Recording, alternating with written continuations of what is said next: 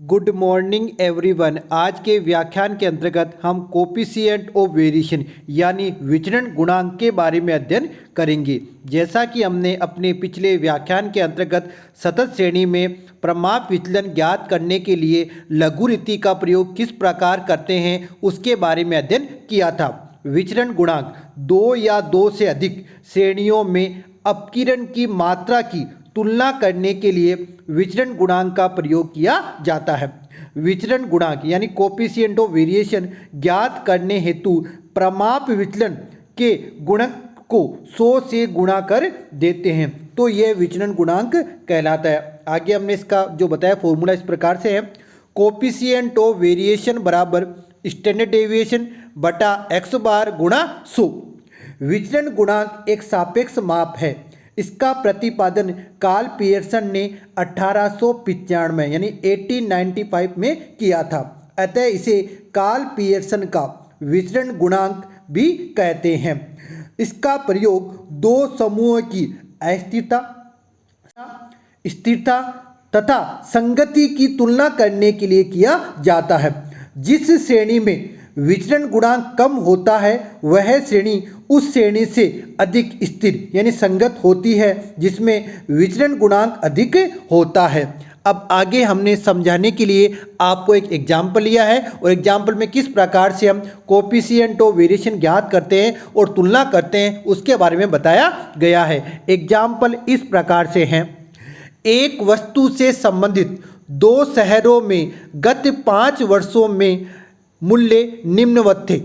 यह बतलाइए कि किस शहर के मूल्यों में अधिक स्थिरता थी। आपको दे रखा है प्राइसेस इन सिटी ए और prices in city B. City A में दे रखा आपको 20, 22, 19, 23 और 16।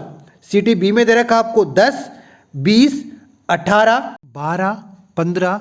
अब इसका सॉल्यूशन इस प्रकार से होगा।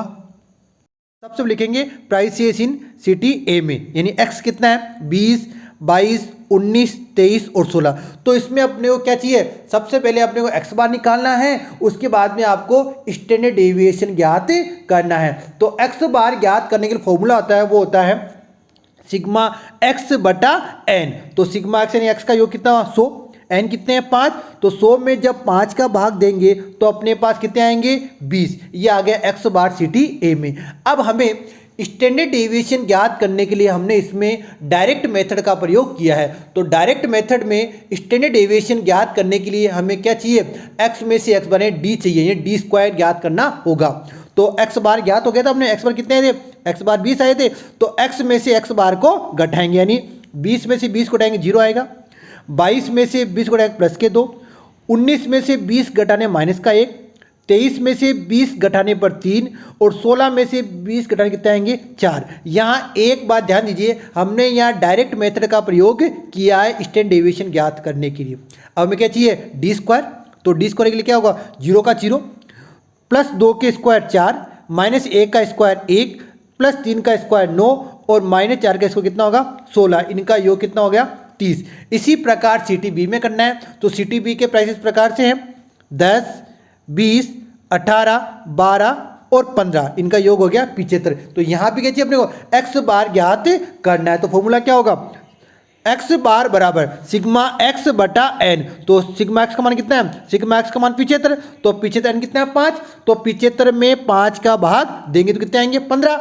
अब हमें एक्स में से एक्स बार को घटाना है। तो एक्स बार कितना है 15। तो डी ज्ञात होगा तो घटाइए, 10 में से 15 घटाना कितना है माइनस के 5, 20 में से जब 15 घटाएंगे तो प्लस के 5, 18 में से जब 15 घटाएंगे तो प्लस के 3, 12 में से जब 15 घटाएंगे तो माइनस के 3 और 15 में 15 कितना आएगा 0 आएगा। अब लेना क्या स्क्वायर यानी डी स्क्वायर। तो -5 का स्क्वायर 25 प्लस 5 का स्क्वायर भी 25, 3 का स्क्वायर 9 माइनस 3 का भी 9, 0 का 0, इसका योग कर लेना है। अब हमें क्या निकालना है स्टैंडर्ड डेविएशन, किससे डायरेक्ट मेथड। तो इसका फॉर्मूला होगा स्टैंडर्ड डेविएशन बराबर अनुरूट सिग्मा डी स्क्वायर बटा एन। तो सिग्मा डी स्क्वायर मान कितना है, सिटी ए में तो आपका 30 है, तो 30 एन कितना है 5, तो अनुरूट 30 बटा 5। तो इसका मान आएगा 2.45। ये आ गया स्टैंडर्ड डेविएशन ऑफ सिटी ए। अब क्या निकालना है वो कोएफिशिएंट ऑफ वेरिएशन, तो फॉर्मूला था स्टैंडर्ड डेविएशन बटा x बार गुणा 100। तो सारे मान आ गए अपने पास।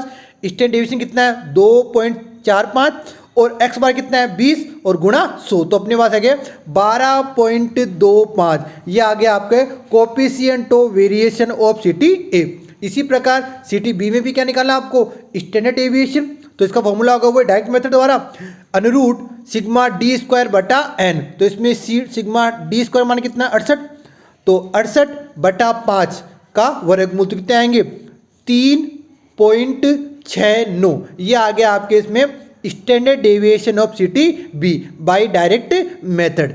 अब अपने क्या निकालना है coefficient of variation of city B, तो फॉर्मूला वही लगाना है अपने को स्टैंडर्ड डेविएशन बटा x बार गुणा 100।